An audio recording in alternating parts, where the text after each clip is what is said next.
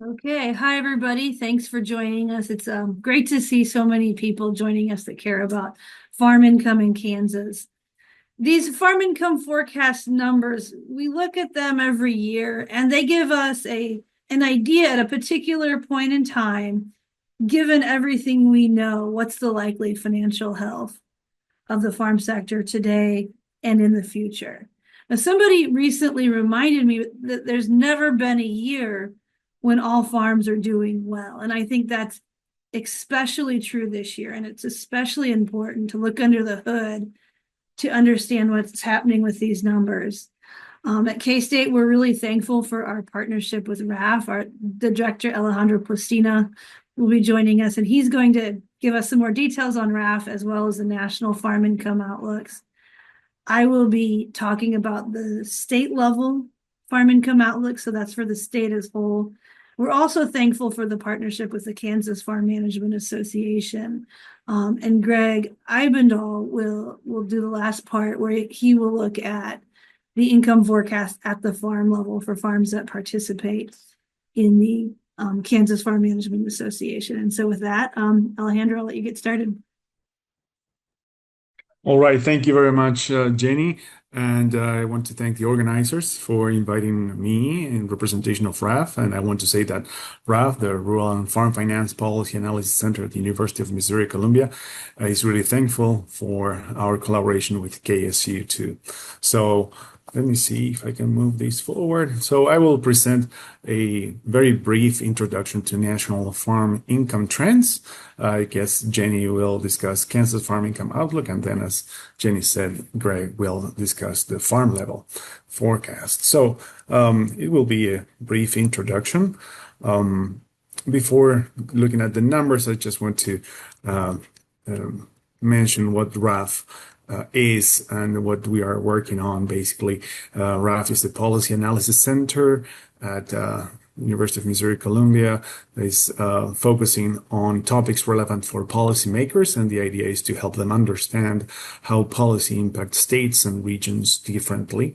And we set our policy our work plan, right, with the USDA Office of the Chief Economist. And we are lucky to be able to collaborate with great partners like KSU in doing this. So we do publish our reports on our website, raf.missouri.edu. And among those publications, of course, we have our biannual update of the farm income outlook for the state of Kansas. Again, in collaboration with KSU.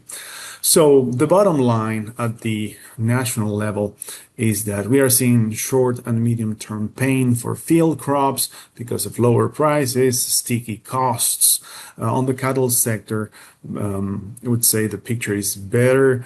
There are limited supplies, mostly on beef and cattle production, high prices, and lower feed costs than in the past. Still high, but lower than in the past. So there's some profitability there, and government payments, particularly ad hoc and direct government payments for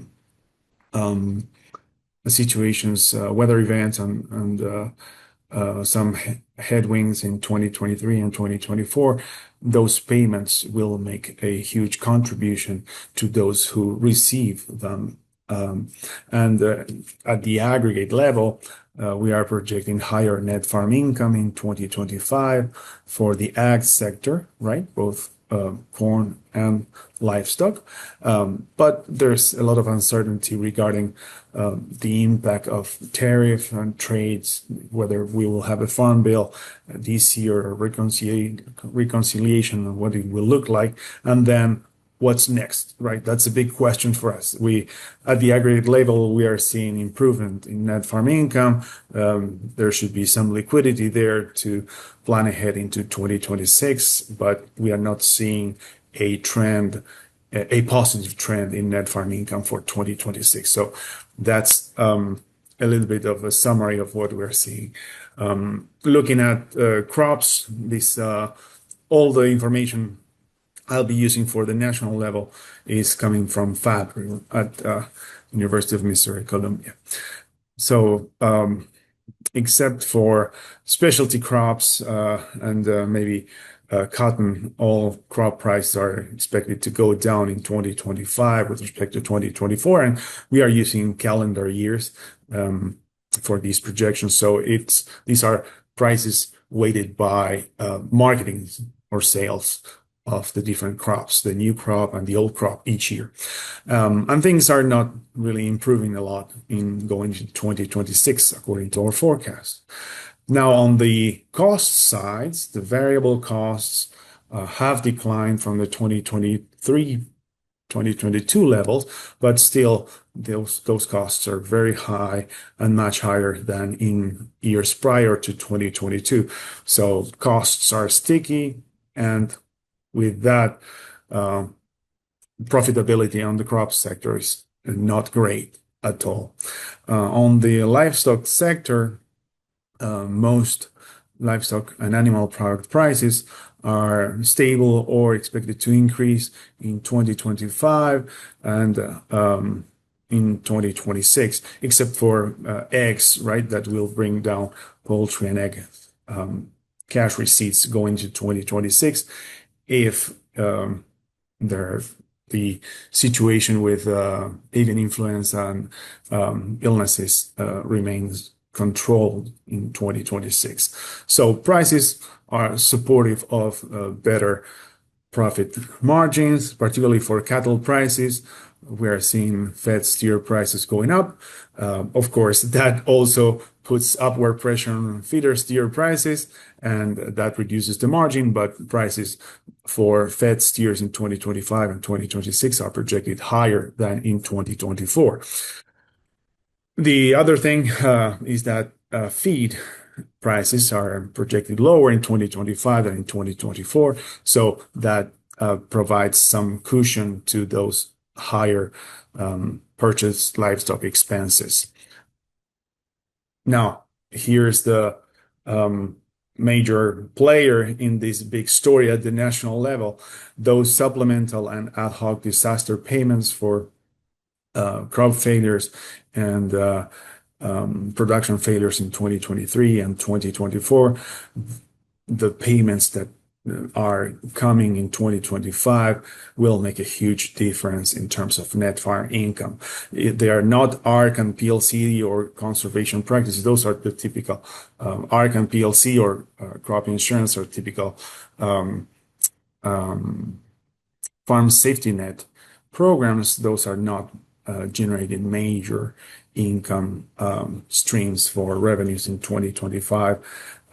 But those supplemental and ad hoc disaster payments are a game changer for 2025 at the aggregate level, right? So because of the profitability on the livestock sector and those payments, U.S. net farm income is projected to go up by 20% in 2025. And in the absence of another round of big ad hoc direct government payments in 2026, which there's no sign or signal at this point that they might occur. Without those payments, net farm income would decline by 20% in 2026 to be barely above what we have as an estimate for 2024.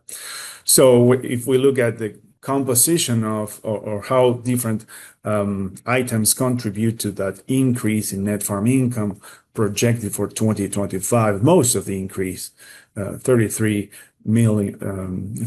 billion out of the $41 billion increase are coming from government payments.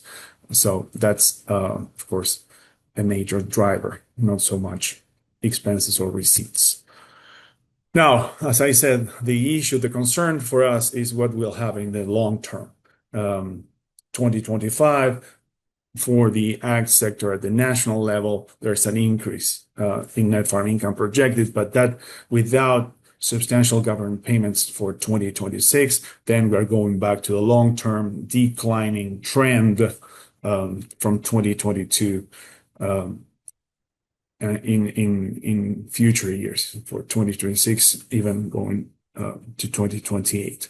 So that's our concern. net farm income is up for one time in 2025 for those who are who will receive the payments, but managing that cash flow generated in 2025 to cushion the drop in margins going forward, I think will be critical for the ag sector.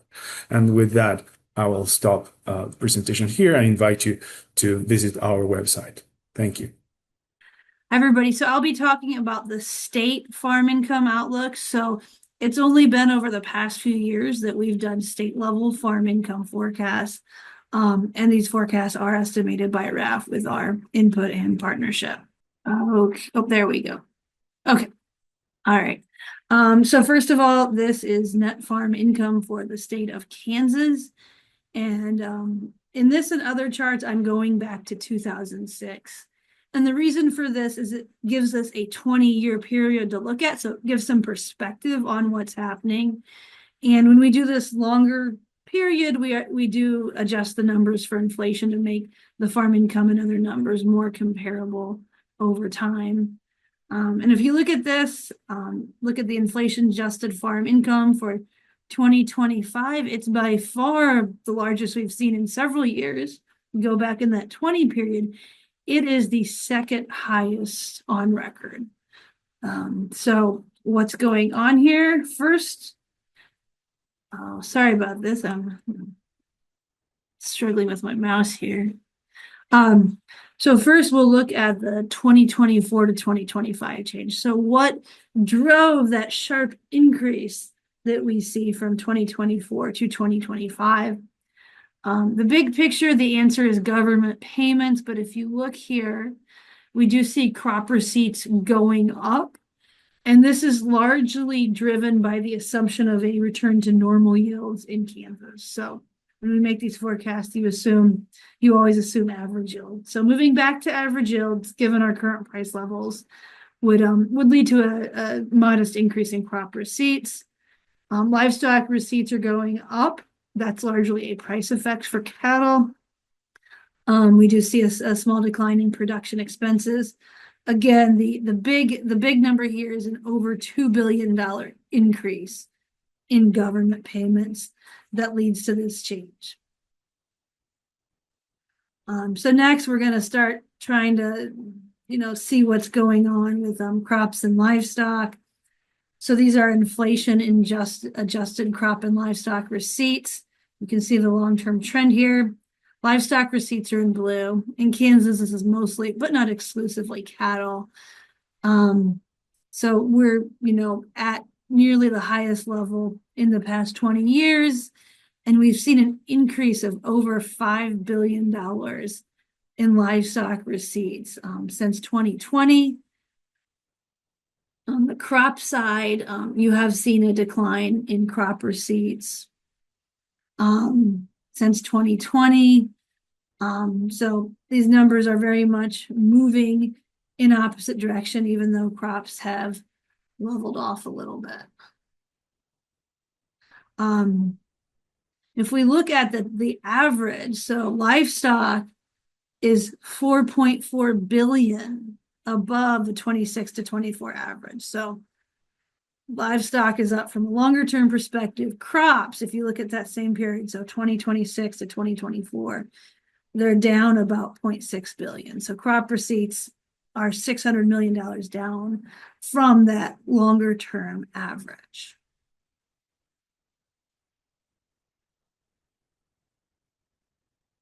Next, I did want to look at inventories and acreage first before we dig into those receipts and expenses.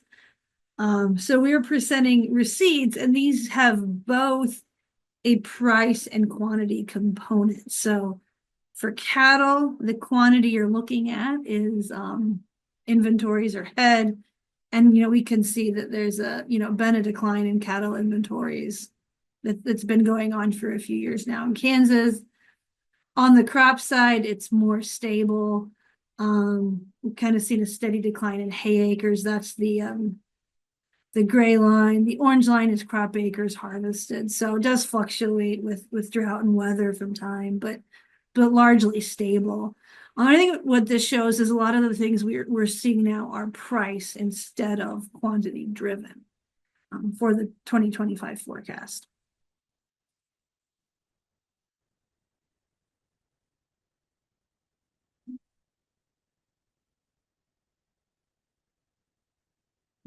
Sorry here. Okay. The next thing I want to look at is cash expenses. So again, we're looking at longer term inflation adjusted trends in production expenses. And we can see that there was some relief. These did go down in 2025, even in inflation adjusted terms, but they are generally at higher levels over the past few years, really from 2021. Now what I'm going to do is I'm going to compare receipts for livestock to purchase livestock and feed expenses. So these expenses aren't might be incurred by farms that specialize in crops, but they are generally expenses that are related to livestock production, and that's why I put them together here. And you see purchase livestock expenses, those are in blue. And you can see those have gone up in time. And you can compare those to the gray bars. Those are livestock receipts. So the increase in purchase livestock expenses, it's really tracking with and sort of on trend with livestock receipts. And it is also they are above the longer term average. You can look at feed expenses. That's the green dotted line. And so that has been going down. So you've had livestock receipts going up. Feed expenses have been trending downwards, which is what we'd expect. Right now in 2025, those feed expenses are below the long-term average. So there's been, again, increasing receipts, increasing livestock prices, but lower feed expenses.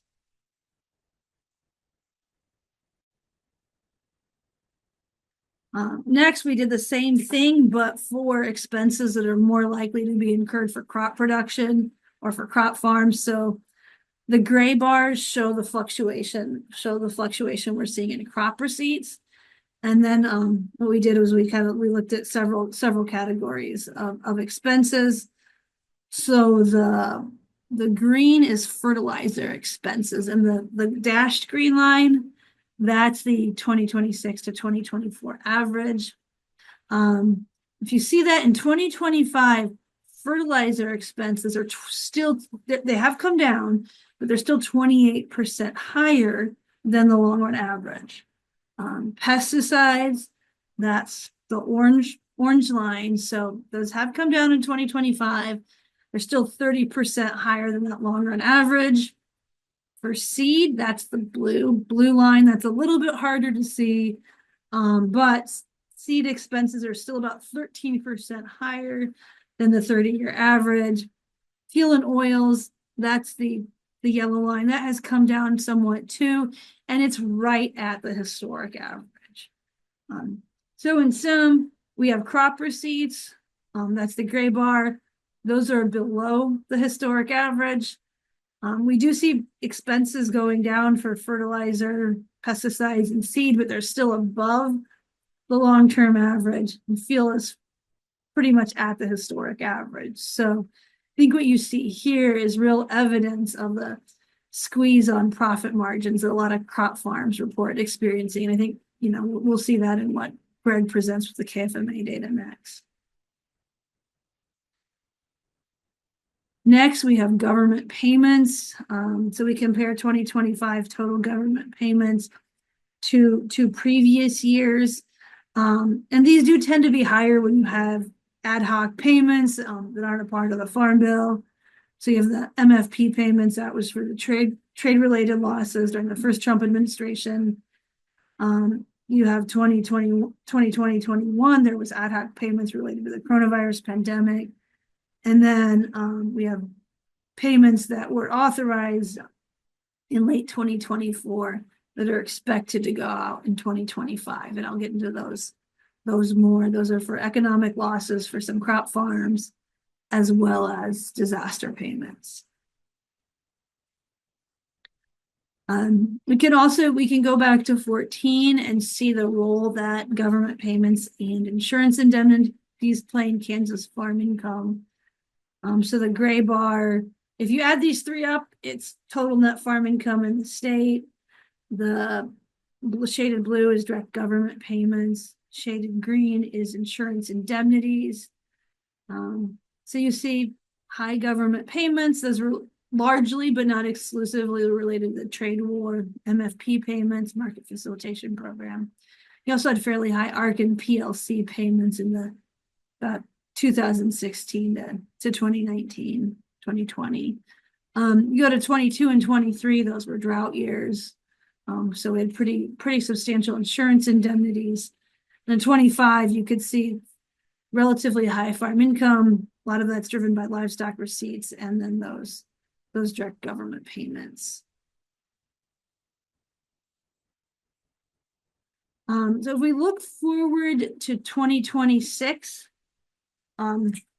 we are expecting an increase in livestock receipts, but the big thing, the big driver of a forecast decline in farm income for 2026 would be almost a $2 billion decline in government payments. So we're expecting government payments to go up about $2 billion in 2025. That's largely driven by these ad hoc payments that were authorized in the 2024 American Relief Act, going to 4.84 billion net farm income in 2026. Now those payments that we're seeing in 2025, those are related to losses incurred in 2023 and 2024. And so what we did is, we call this a demonstration. It's sort of a thought exercise. So what if we reallocate those 2025 government payments to the year in which the loss is incurred? So you could think of this as sort of a informal accrual adjustment for farm income. And so I listed our assumptions here. What we did was we assumed that about $800 million, this is a rough estimate, of ECAP payments, Emergency Commodity Assistance Program, we allocated those to 2024. That's the year that the losses were incurred. We assumed just a slight increase in other ad hoc and supplemental government payments from 24 to 25. And then we split the remainder of the increase. This is disaster payments that were authorized in the 2024. We split that between 23 and 25. And after we do this, what you can see is it, instead of the sort of this, large increase in government payments in 25 and this large drop in 26, it's really sort of stable or steady, very similar net farm income in 2024, 2025, and 2026. So, I think kind of understanding when payments are being made versus when losses are incurred can help you understand what's going on with the overall farm income forecast. I'll wrap up here. Sort of, what explains the high level numbers. First of all, if those payments had been made in the year they were incurred, we would forecast similar farm income for 24, 25, and 26. The difference between crop and livestock farms are notable. So livestock receipts are, 4.4 billion above the historic average, and that's driven by higher prices. So you're seeing historic levels of livestock receipts and feed expenses that are at about the 20-year average. Crop side, it's more or less the opposite. We have crop receipts that are below the 20-year average. It's about 600 million or $0.6 billion. We have started to see some relief on expenses, but those, expenses that are likely to be incurred for crop production are still above their historic average. And with that, I'm going to hand it over to Gregg Ibendahl. I will say, though, If at the end, we did make some assumptions about the disaster payments, and I did prepare some materials, and I'd be happy to talk about that more. All right. Well, thanks, Rich. Thanks for all you coming out this afternoon and listening to our presentation. I'm going to talk about net farm income, but from a different perspective. Instead of looking at the whole state all at once, I'm basically just going to concentrate and look at our KFMA farms and see how they've done. I've done this with the KFMA net farm income estimation now for, I don't know, probably for about 6 or 7 years. I find it works pretty well. Certainly, there's a high correlation between our KFMA farm net farm income and the state net farm income. There's some advantages, I think, to doing it this way, um, because for one thing, here we go. For one thing, we can get a distribution of what the numbers look like. So if you're just doing state level numbers, you only have the one number to look at. Since I'm estimating each individual farm separately, I can actually then look at the distribution of farms. And I think there's a lot of information to be gained by looking at what's happening in the tails with the very farms on the very bottom end and the very high end to see maybe what the folks at the high end are doing and maybe see what we can do to help out those folks on the other side of the spectrum. Another advantage, I think, with looking at the individual farm is I think the numbers are a little bit easier to grasp. So instead of talking about things in millions of dollars, I'm talking about things in thousands of dollars. And I think maybe farmers can relate that to their own specific farm. It's almost like the U.S. government when they talk about, being trillions of dollars in debt. Well, people don't have any concept of what $1 trillion really is. So it's really almost like a nebulous concept that you really can't put your hands around.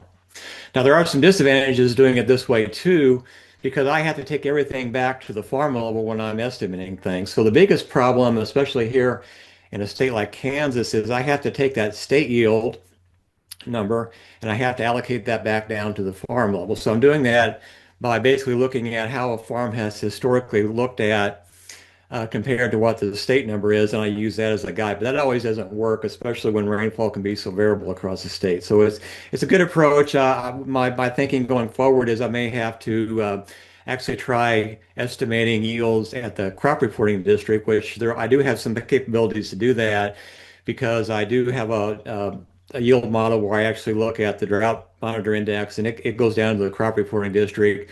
I can get yields that way. But that's one of the things I need to add back in because that's probably the biggest weakness of my model right now is getting that state yield number back to an individual farm. And I also have that same issue with looking at prices too. I got to take a state price or even a national price if I don't have a state price and allocate back that down to the farm level as well here. But it's probably worse on the yield side. So basically, I'm using all the farms in the KFMA program that we produce data from. I think this year there were 762 usable farms that we have so far. I'm restricting that a little bit further because I'm requiring farms to have 3 years worth of data the last 3 years. They can have more than that because actually I use 10 years of data in my analysis here, but they have to have at least the last 3 years. So that gives me a little bit of more of a subset than I would have otherwise. For those of you who've been keeping up with my net farm income forecast or KFMA data, in the past I've always just estimated the grain farm. Well, I rewrote my model this year in R, which was quite a big project. So in the process of doing that, I said I'll go ahead and estimate all farms with data instead of just the crop farm. So it's a little more broad forecast than what I have had in the past.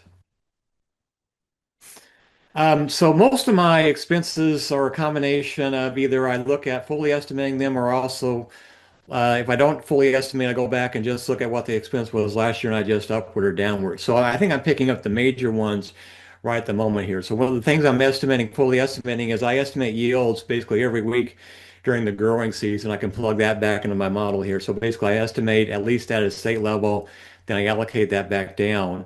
Certainly that's a bigger factor this year because we're going to have a pretty good wheat crop, I think, across at least some chunks of the state here. So the state average is probably going to be higher than what it would be in a lot of years.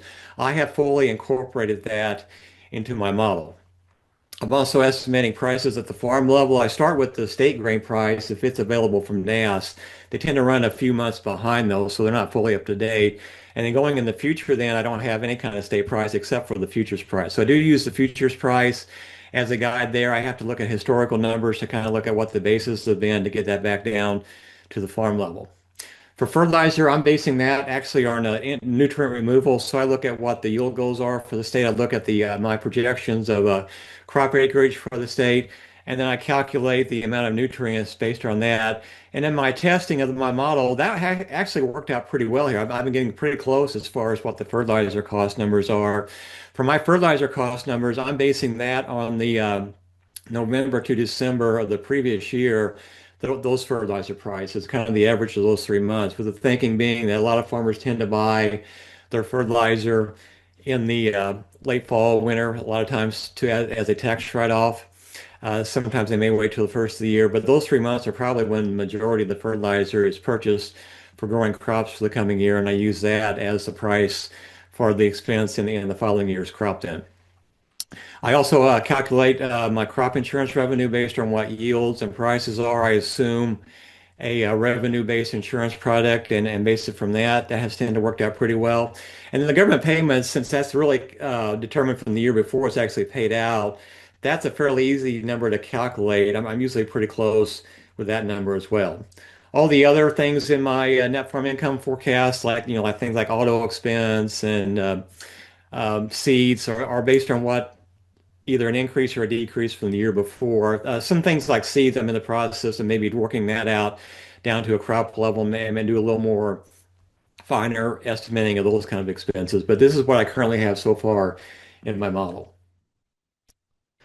The biggest difference, though, in my model is that I assume accrual accounting. So when you look at my forecast for net farm income, based on what the previous things you've just talked about, is that I have moved all the ECAP payments counted as government payments in 2024 because that's the way the KFMA Association is doing it. The Illinois FBFM group is doing it that way as well. And it kind of makes sense because really it's based on what happened in 2024. Well, those payments really amounted to about 50,000 per farm based on my initial calculation of those. So if I move 50,000 from last year to this year, that's going to make a big difference in whether 2025 is better or worse than what I first estimated here. So because I moved everything into 2024 and left those out for 2025, I'm actually going to show a decrease in net farm income. I also haven't modeled anything about any additional supplemental or ad hoc payments for 2025 yet, mainly because I don't have a good way to allocate those down to the farm level yet here. So when I add those back in, yeah, that'll help my initial forecast. But just keep in mind when you're looking at my numbers is that I haven't fully incorporated all the payments yet, and I did move the ECAP payments to 2024. So yeah, keep in mind my number is going to look a lot worse than what you've seen so far. And I mentioned earlier my net farm income is highly correlated to Kansas net farm income, even though we do have a subset. It's probably more of the middle size, the larger farms, not the very largest farms. It's probably not the very smallest farms either, but I think it is a good representation of what has been happening in Kansas over the last several years. So again, here's here's the current KFMA numbers based on the farms I have in our database. You can see we went from almost 191,000 in 2022. We went down 46% in 2023 to 103. And then in 2024, our net farm income was 92,000. Again, another 11% drop. Again, this is with a $50,000 ECAP payment. These are based on actual KFMA numbers here. So these are all based on real numbers at the current time here. My estimate for 2025 without any ECAP and without any supplemental other income is I'm looking at a drop down to about $26,000 here. So that's a pretty good sized drop, about a 72% drop. Obviously, when we go back and add the additional supplemental payments, that'll help that out. But the long-term trend certainly isn't good for farms looking at the steady decrease from 2022 to 2025. My initial take on 2026 is that it's going to be very similar to 2025. And in fact, I think it actually could be a little bit lower even. Some other factors that looking at in this, I'm looking at crop revenue, crop insurance revenue being down about $35,000 per farm in this coming year. Like Jenny had mentioned, my expenses are pretty much flat, maybe just a slight decrease. I think we will see a decrease of about $10,000 per farm in fertilizer costs this year. Most of the other expenses I probably have maybe just a slight increase in some of those. So when you factor these things out together, it turns out to be pretty flat for expenses. The reason why we're seeing this drop here is certainly on the revenue side. We're not getting the revenue like we have in some of the earlier years. In my model, I've also factored in a pretty good wheat yield into this as well. I think I plugged in the USDA number of 50 bushels per acre here. That helped some on the net farm income, but certainly it doesn't get us back up to what we were in previous years. Just to give you an idea of what the distribution is across regions. Again, certainly this long-term trend here doesn't look too positive. I have the three areas of the state I tend to break the KFMA numbers to. I have central over here, I have eastern here, here's the state number, and here's out west. Several things you should notice from this graph is that the mean, which is this blue line here, is almost always higher than the median every time I do this analysis, and it doesn't really matter on what region I'm looking at either here. The reason behind that is our distribution of net farm income with our KFMA farms tend to be skewed to the right. So we have some of our bigger farms tend to bring up the overall average, whereas the median numbers is a number right in the middle here. So basically half the farms would earn a net farm income above that, half lower than that. But there is a pretty big difference among these, the mean and the median. In Western Kansas, you can see the biggest decline in net farm income. That's probably not necessarily surprising. That tends to be the case in a lot of years like that. They tend to have some really good years. They tend to have some really bad years. A lot of that has to do with the weather situation out there and lack of rainfall. And then you'll notice here, this very bottom line is our bottom quartile of farms here. And you notice here in practically every year, even in a fairly good year like 2012, we're pretty close to earning $0 for that bottom 25%. The good thing I can say about that, though, is it's not consistently the same farms in the bottom 25%. That farms tend to move in and out of that for various reasons. Maybe just happen to have a good year or maybe a bad year marketing or something like that. So it's not always the same set of farms. Otherwise, I don't think you'd have these farms sticking around too long. But it is kind of concerning that we do see so many farms losing money in any given year. And I'll talk a little bit more about that here in a second. Looking at, again, the net farm income, really since the beginning of our KFMA time of keeping records, which goes back to about 1972, I believe. So we have really about, I think, about a 52 or 53 year set of data right now, which is very, very nice to look at. You'll notice here I have basically the three areas of the state. I have the mean, the median, and the upper and bottom quartiles. You notice here, until about 2005, net farm income in Kansas was really pretty consistent from year to year. There weren't a whole lot of ups and downs. There weren't any really good years. There were some, kind of mediocre years. But in 2005, things kind of changed quite a bit. The variability in farming for net farm income, to me, increased dramatically here, especially out here in Western Kansas here. So we had some really, really good years, followed by some like really, really bad years in 2015. I'd say we're par on the course of matching 2015 if it wasn't for that extra supplemental ad hoc payments that we're going to get here. So certainly a lot of volatility going in place. One question, since we're talking about having a really good year for our beef producers this year, here's the trend of looking at farms by either grain farms or beef farms. I broke those set of farms out. We certainly have a lot more grain farms in our mix than we do beef farms, but there's enough to actually break those out. Again, notice some things going on with the grain farms. The grain farms tend to have better years, I would argue, in most years. And they had some really, really good years in certain years. Like here's the mean. You can see we had a really good net farm income in 2021. Same thing back in about 2010 or so, certainly well above what the beef farms are doing. The beef farms are probably maybe a little less volatility. They probably tend to be lower most of the times. We're in a situation right now, though, where probably for the next 2 or 3 years, or based on past data here, where the beef farms are going to out earn grain farms. That's really kind of unusual. So I would argue that at some point in time, this will correct itself back to what we see maybe historically, and we'll start to see grain farms earn more. But the beef guys, I think, should enjoy these couple of years that they have here, to enjoy the fact that they're earning more than their grain farming producer counterparts. And remember, keep in mind too, that some of our grain farms probably have a little bit of beef. Just the way we classify a farm versus a beef farm or grain farm is based on the hours of labor in there. So even our grain farms are going to have a little bit of beef, and even our beef farms are probably going to have a little bit of grain here. So it's not a true division, but it does allow us to divide farms like this.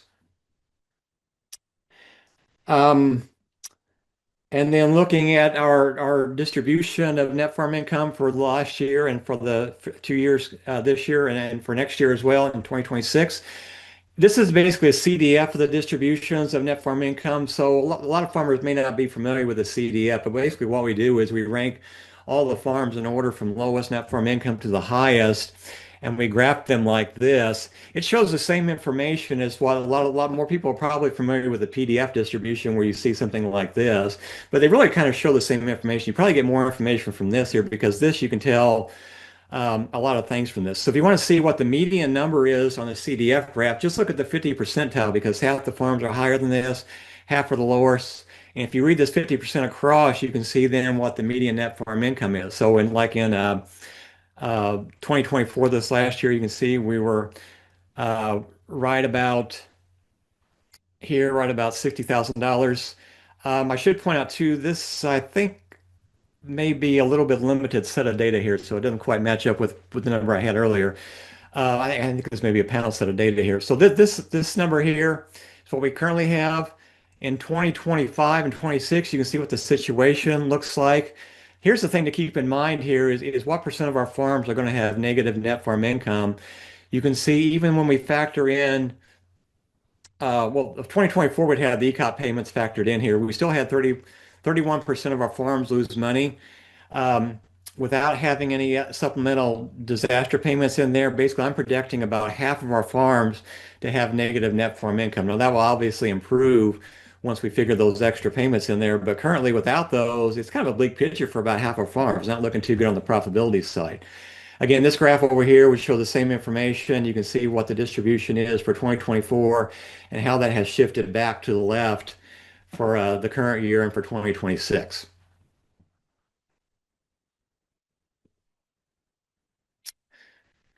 Okay, looking at the last 10 years. Now, this first graph is a panel set of farms here. So I have the same set of farms overall 10 years. This numbers over here is not necessarily a panel, but you kind of get the same idea. It's just kind of showing you the same information. So basically, again, I had the distribution of farms for each of those years. You can see that in a really good year like 2021, we only had 4.6% of our farms lose money, but that's kind of surprising. Even a really good year like that, we still had a few farms didn't earn any profit, but we did have the majority earn a lot of money here.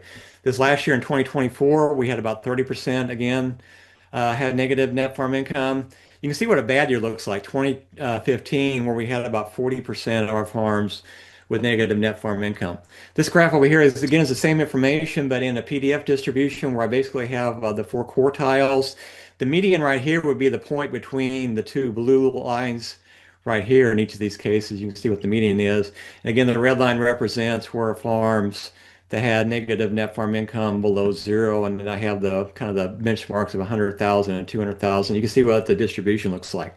Notice what happens though in a really good income year like 2021. Look at this distribution, how spread out it is, which says to me here, we had a lot of farms earn a lot of money in these 3 years here. Basically, from the top 75% of our farms earned a net farm income above $75,000. That's a really, really good year to have something like that occur, as opposed to 2015, where about 40% of our farms were losing money, and even our best farms made less than $100,000. So again, that wasn't a good year. Without the supplemental payments, 2024 and 25 would kind of, and 26 would look all like 2015 right here.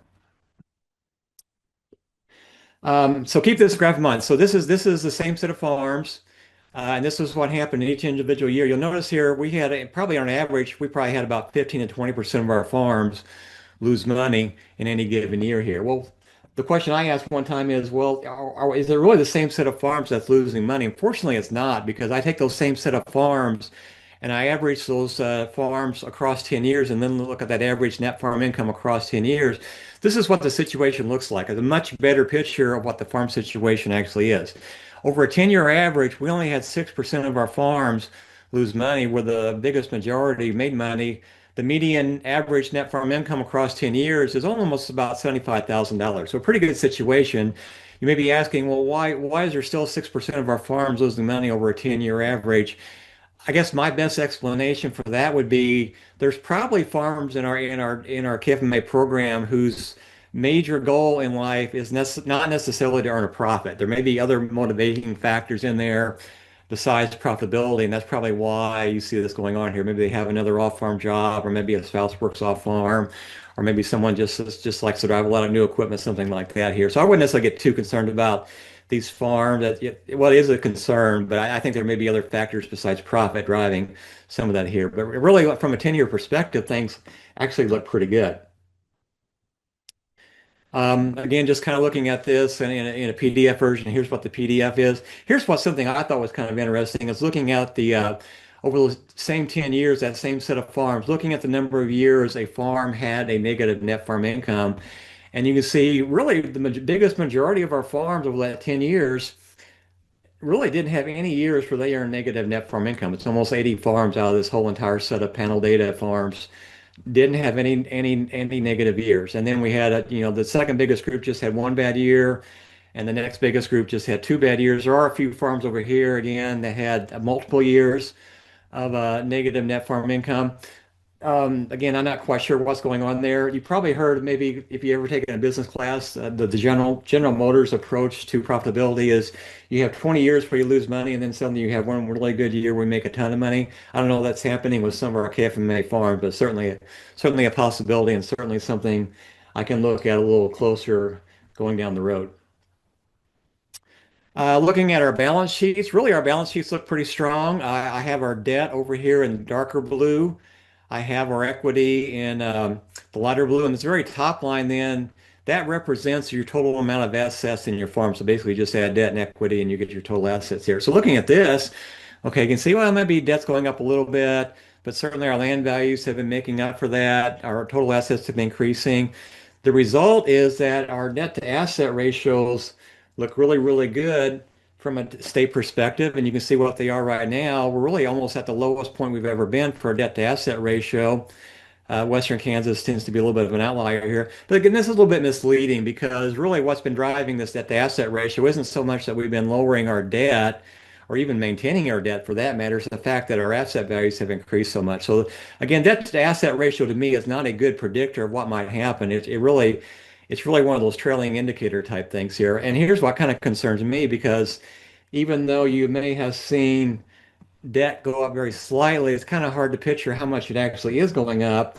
But when you look at the farm debt per crop acre, now it kind of sticks out a little bit more. What I've basically done in this particular graph is take the total debt divided by the total crop acres farmed. It would include not only their owned acres, but also the rented acres as well. Now you can see really to me, a kind of a bad trend because really out in eastern Kansas, they have increased their debt per crop acre every single year since about 1990. Basically, they recovered from the first farm crisis, which happened back here in the 80s. They recovered here, got their debt down, but then they're raising it up ever since, and we're well above the amount of debt per crop acre than they ever had back at the height of the farm crisis. The only area of the state where we haven't really increased our debt per crop acre anymore is west. They've been drawing that down out in western Kansas. But again, the trend here is certainly not very positive in my book. Hasn't presented a problem so far because if we look at our interest per crop acre, yeah, it's gotten a little higher. And you could argue that, well, actually in central Kansas, it's higher than it's ever been. But fortunately, we've been having enough income to maybe kind of justify with that and maybe with lower interest rates. If you look at the interest expense ratio, which is our interest expense divided by the value of farm production, that's still relatively low here. But certainly if we're looking at some years of lower gross revenue or value of farm production, this could easily jump back up again. The thing that concerns me too with the debt is if you look at our situation with the interest rates, you'll notice here that if we look at the correlation between the average interest rate that our KFMA farm pays with what the prime rate is, there's a very, very high correlation between those. Certainly the prime rate is going to vary a lot more. It's going to jump up before the KFMA average interest rate does. And the KFMA rate would tend to be a trailing number because it does take a year or two before it finally kind of catches up with what the prime rate is, and it never quite reaches the extremes that the prime rate does, but they do track very, very closely here. Well, look what has been happening with the prime rate since 2021. That has jumped up quite a bit from basically about 3% up to about 8%. The KFMA number average interest rate hasn't caught up with that here. So I would argue over the next couple of years here, depending on what happens with the prime rate, is you are going to see an increase in the average interest rate cost that farms pay. That's going to make that interest expense ratio number higher. And the fact that I think farmers in some cases are hiding their profitability problems by taking on more debt, I think that could become a problem down the road. Again, it's probably not an immediate problem, but it bears watching out for because to me, the debt situation and lower interest rates, if we see higher interest rates and higher debt, that's not a good thing for having higher interest expenses. So just something to keep in mind going forward. Finally, some other issues to maybe think about or worry about is what's going to happen with the oil supply. So right now we have wars going on, and really our two biggest, well, you count the U.S. and there maybe are two of our three biggest areas in the world where we produce oil. Certainly Russia and Ukraine, there's a war going on there. Russia is one of the major oil suppliers across the world. And look what's been happening now in the Middle East with the Israeli-Iran war. So surprisingly, though, the fact that we have two major conflicts going on in two of the major oil-producing areas of the world, oil is still in the $70 range. I don't know if the traders are being a little optimistic. They kind of got burned a little bit when the Ukraine war first started because they had jacked up oil prices then to about the 130 range. Turns out that, it really didn't affect Russia's ability to produce oil, and then prices came back down to where they are now. Really, prices are low now where they were before the Russian-Ukraine conflict started. Well, I think producers maybe have thought, well, that war didn't really cause any problems. Maybe this Israeli-Iran thing's not going to do anything either here. So far, oil prices haven't gone up a whole lot, but they very well could very quickly here, depending on what happens there here. That would certainly be bad news, I think, not only for the oil that farmers use in diesel production, but there tends to be a high correlation between oil prices and fertilizer prices. Just keeping that in mind here that certainly fertilizer prices are better than they have been last year, but that could easily change if we see a big increase in oil prices. And then the biggest expense for most farms is always going to be machinery expense. I don't know if I've ever seen machinery prices ever come down. They just seem to go one way. They may even out, but then they tend to go back up again. This is one expense, though, even though it's the biggest expense for farmers, this is one thing I think they can manage to some degree, basically by maybe doing a better job of maintaining equipment, maybe getting a few more years worth of life out of equipment. Buying a new combine in some degree is almost like buying a new car because the value does start to go down as soon as you bring it home here. So farmers can watch that. I would argue that, they're seeing that obviously right away because with lower net farm income, you're not going to go out and buy a new piece of equipment. A lot of farmers tend to buy equipment to kind of to minimize their tax burden here. So that hasn't been going on here. But something farmers should keep an eye on is this is one expense they do have a little bit of control over. You probably don't have a whole lot of control over what you're paying for seed and fertilizers, but you can manage your machinery expenses. And again, that is the biggest expense farmers have on their farms. So that's all I have. If you guys have any questions, or I would encourage you guys to follow me on Twitter at Ibendahl or Ag Financing, either one. So I will stop sharing here. Folks, if you have questions, go ahead. You can put those in the chat. We don't have a real big group, so I'll go ahead and unmute this and let folks just unmute and talk to us. Hang on just a second for that. All right, if you can either type a question. Yeah, Greg, we have one for you. Okay, what about the debt to asset ratios for beginning farmers who may not have as much equity put up? Yeah, that's always going to be the case. We tend to think that beginning farmers tend to always have higher debt to asset ratios. Um, that's just kind of the nature of farming here because you just don't have the equity base to control things otherwise than using debt capital to control some assets here. So, one thing you can do, I guess, is look at doing more renting rather than purchasing farm ground. I think farmers would always like to purchase ground if they can, but certainly if you don't purchase it, you're not really going to hurt your debt to asset ratio. But yeah, I would say higher interest expense are probably going to hit beginning farmers worse than anybody else just because they do have more debt relative to their farm size than other farmers. Okay, go ahead if you have others. You can unmute and just present them orally if you'd like to, or you can type in the chat. We'll give it just a little bit more, but we won't take too long here. If you do have something, go ahead. There we are. Greg. Oh yeah, so Dan also says that leasing machinery or custom hires may help as well. That's certainly the case. Yeah, you don't have to put up the upfront money. You don't have to incur the cost of machinery depreciation. So yeah, that would also help out beginning farmers too, is you lease rather than maybe buying your own equipment. Yeah, Jenny just put in that link there. There's one from Katie.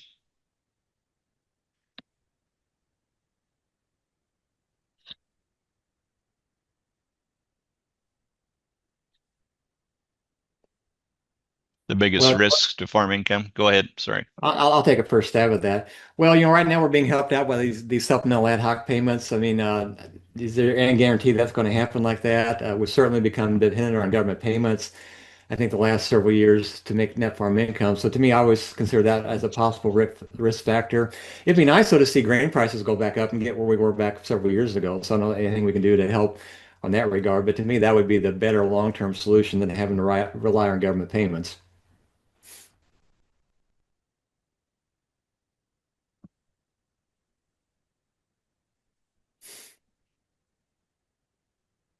Um,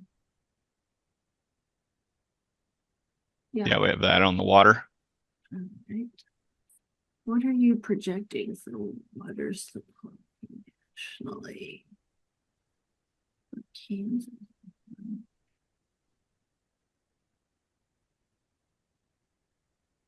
Do you need more context on that? Tyler, if you want to just unmute and get on and let us know a little more of what you're thinking on that. For unmuting down in the bottom, the audio at the bottom left.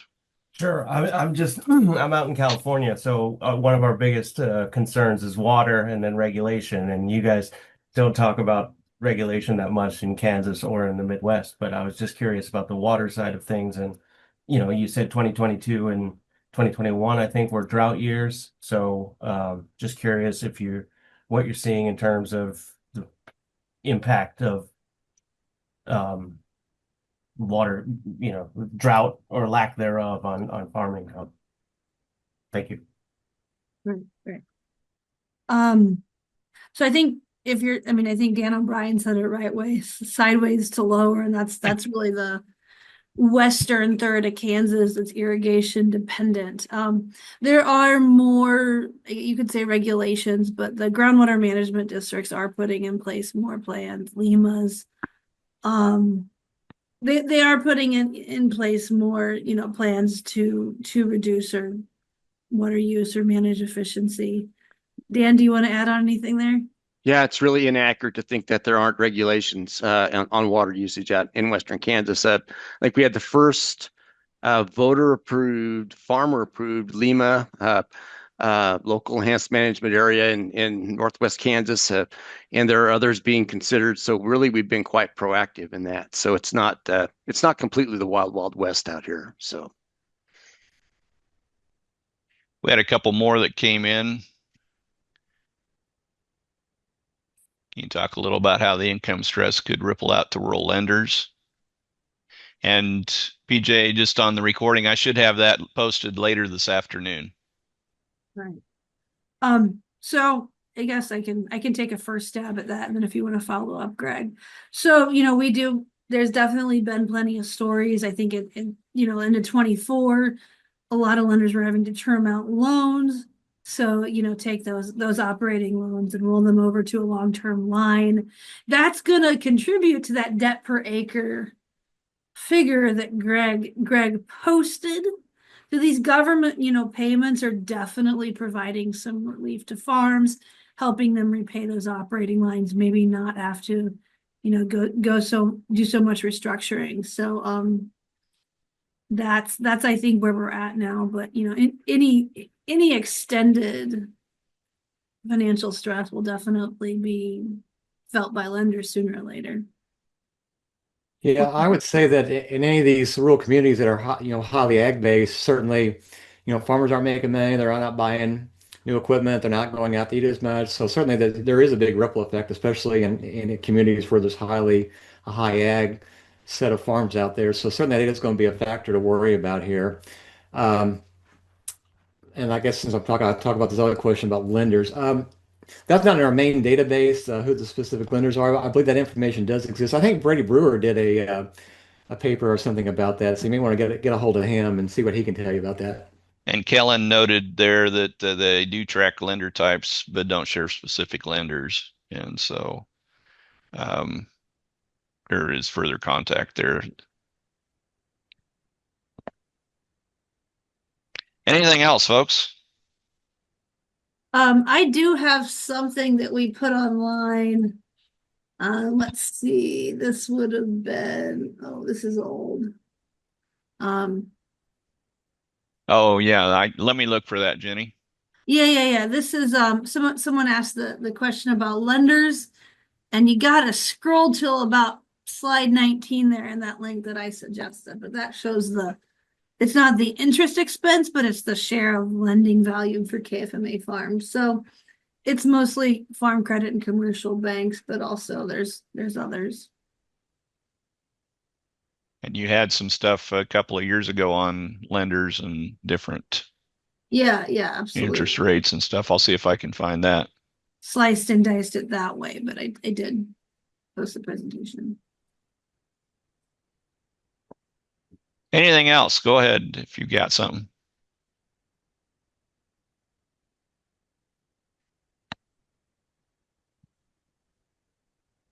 Well, the question about the machinery side. So, um, there is a separate database about machinery stuff I kind of looked at here. I haven't looked at as much as I probably need to. I don't know if we could tease some of that stuff out and look at that. That's always been in the back of my mind that I've always wanted to look at things like, well, when do farmers buy a second combine for farm size and that kind of thing here. So I think that may be possible somewhere to do some research with some of that stuff.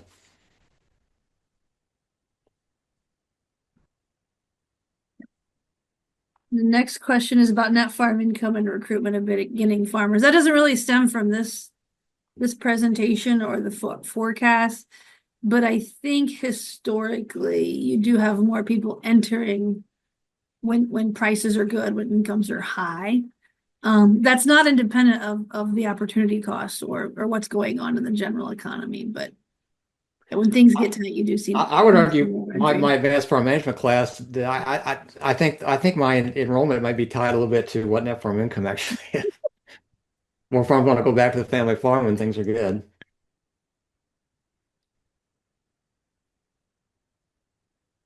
Keep going if you got stuff, folks. We've got the time here. I'm going to put in one link that Jenny had on non-traditional finance. I'm not finding the other thing I was thinking of, but that is a link that she had on some non-traditional financing. There's a question about buying equipment to avoid taxes. I would definitely say that's one of the strategies farmers use. Actually, I'd say farmers do use that. They shouldn't, is how I would phrase that. Well, probably not. From a cash flow perspective, it actually doesn't work too bad. But yeah, if you peel it from a profitability standpoint, yeah, you're probably right. Tax minimization is not what you're after. What you're after is maximizing returns after taxes. Yep. So I did post a link to a working paper on that topic with the KFMA data. It's from 2022, so it's a little bit dated, and we should probably update it, but that would give you some idea of who's using that bonus depreciation and what the financial status. All right, last call here. Don't want to shut it off if we got more, but if we're done, we'll call it a day. Oops, there's one.